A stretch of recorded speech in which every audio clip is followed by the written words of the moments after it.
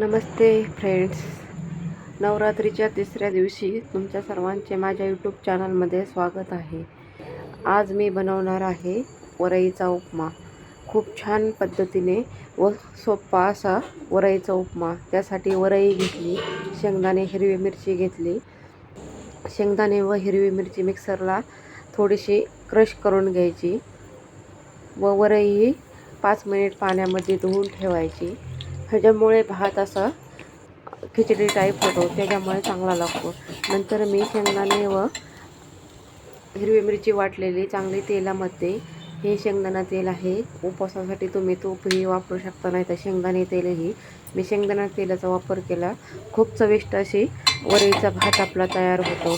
कोणी भगरीचा भात म्हणतो, कोणी वरईचा भात म्हणतो. आमटी सेपरेट करण्यापेक्षा असाही वरईचा भात खूप छान लागतो. नंतर त्यात थोडे पाणी घालून चांगले शेंगदाणा व हिरवी मिरची परतून घेतली.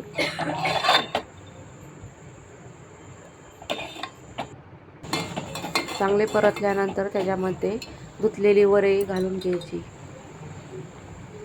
तेही 2 मिनिट चांगली तेलामध्ये परतून घ्यायची. त्याच्यामुळे भाताला वेगळीच चव येते.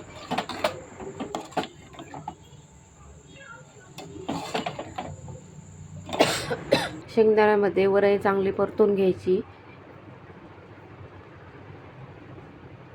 अशी छानपैकी वरई परतल्यानंतर भात खूप छान लागतो. तुम्हीही कधीतरी अशा प्रकारे भात करून पहा. खूप छानपैकी आपला वरईचा भात तयार होतो. नंतर त्यात आपल्याला हवे ते या प्रमाणात पाणी घाला.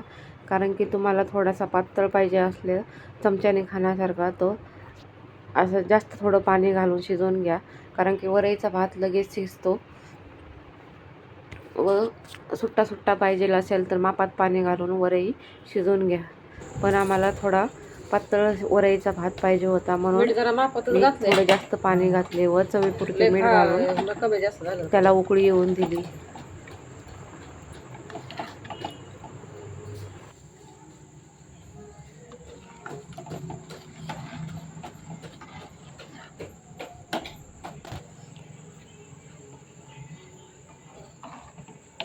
उकळी आल्यानंतर पहा वरई कशी फुगायला लागली आहे. खूप छानपैकी भात आपला तयार होतो.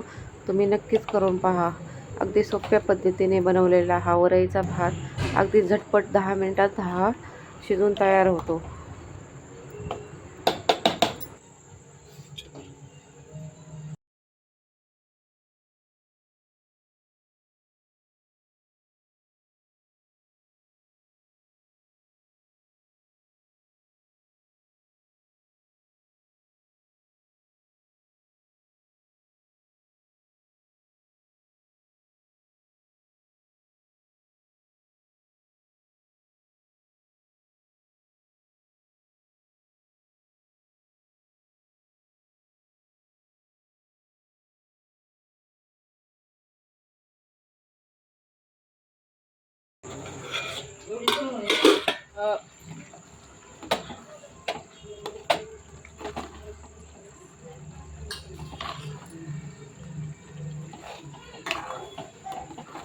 कसा झाला आहे वरईचा भात उपमा, मला नक्कीच सांगा.